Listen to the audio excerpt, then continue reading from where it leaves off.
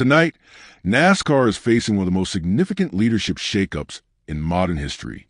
Commissioner Steve Phelps, the man who guided the sport through the pandemic, the next-gen transition, the Chicago street race, and some of the most heated charter negotiations ever recorded, has announced he will resign at the end of January. This comes directly after the fallout from a major antitrust lawsuit that exposed internal messages, fractured relationships, and raised serious questions about how NASCAR has been operating behind the scenes. This is more than a resignation. It's a turning point. The spark that lit this fire came from the lawsuit involving 2311 Racing and Front Row Motorsports.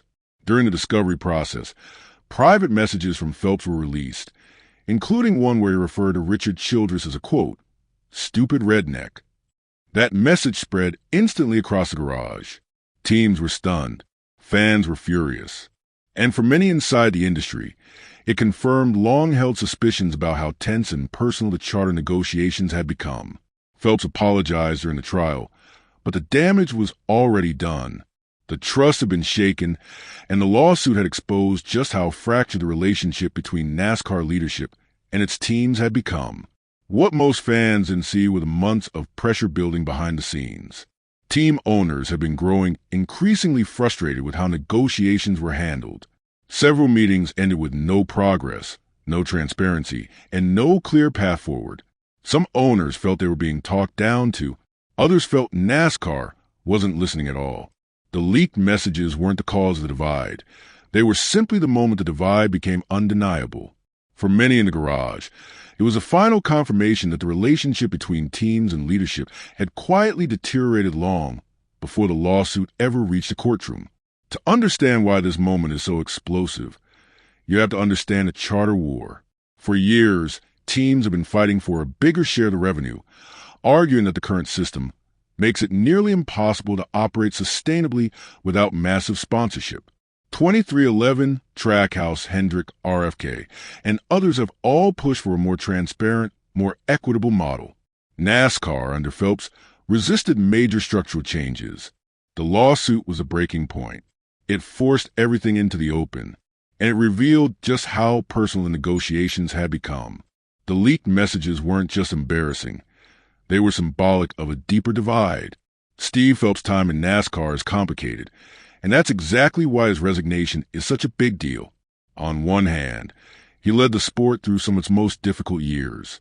He kept NASCAR running during COVID when every other major sport shut down. He pushed for the next-gen car, which brought parity and new manufacturers into the conversation. He championed the Chicago street race, which became one of the most watched events of the decade. But on the other hand, the next-gen car also brought safety concerns. The charter negotiations became hostile, and the lawsuit revealed a leadership culture that many teams felt was dismissive and outdated. Phelps leaves behind a legacy of bold moves, but also deep controversy.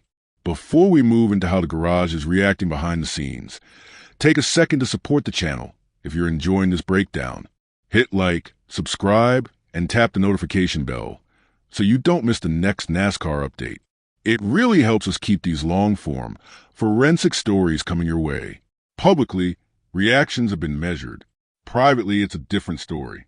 Some teams see this as a fresh start, a chance to rebuild trust and finally modernize the business model.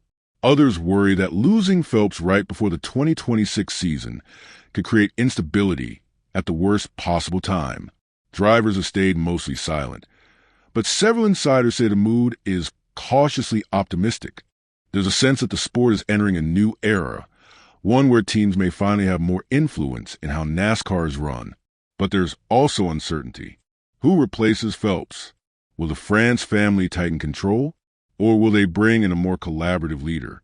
Behind the scenes, there's already quiet speculation about how this resignation could reshape NASCAR's power structure.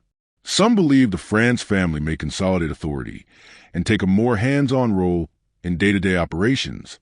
Others think this could be the moment when teams gain more leverage than ever before, especially with media rights and long-term revenue models still in flux. There's also talk about whether NASCAR might bring in an outsider, someone with a business background rather than a racing one, to modernize the sport's financial framework.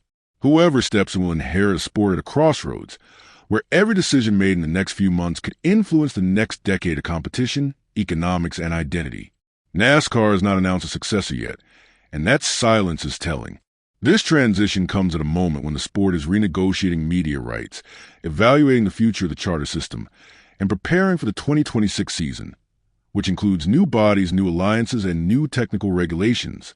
Whoever steps in will inherit a sport that is growing, but also divided, a sport that is modernizing, but still fighting over its identity, a sport that needs stability, but also reform. This leadership change could reshape NASCAR for the next decade. The timing of this resignation is impossible to ignore. The 2026 NASCAR Cup Series begins February 1st at Bowman Gray Stadium, a bold, historic choice for the season opener. 2 weeks later, the Daytona 500 kicks off the full schedule. Teams are already adjusting to new manufacturer alignments, new technical packages, and new competitive expectations. Now, they're doing it without the commissioner who guided the sport for nearly 20 years. This could influence everything from officiating philosophy, to charter negotiations, to long-term scheduling decisions, to how NASCAR positions itself in the next media cycle. The 2026 season hasn't even started, and it's already one of the most dramatic in years. So here we are, at the end of an era and at the beginning of something entirely new. Steve Phelps' resignation isn't just a headline. It's a signal that NASCAR is changing. The question now is whether that change brings unity or deeper division. Let me know what you think. Is this the reset NASCAR needed, or a sign of bigger problems ahead? Stay tuned. This story is far from over. Welcome to the Inner Circle. This isn't just a membership. It's a mission. You're supporting forensic truth, mythic blends, and ceremonial broadcasts that honor every moment.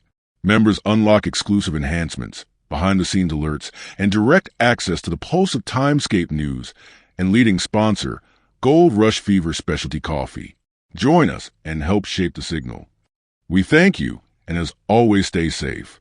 That's the latest from Scape news. We're live. We're watching. We thank you. Subscribe, like, share, and ring the bell so you don't miss what breaks next. Stay with us. We appreciate you, and as always, be safe.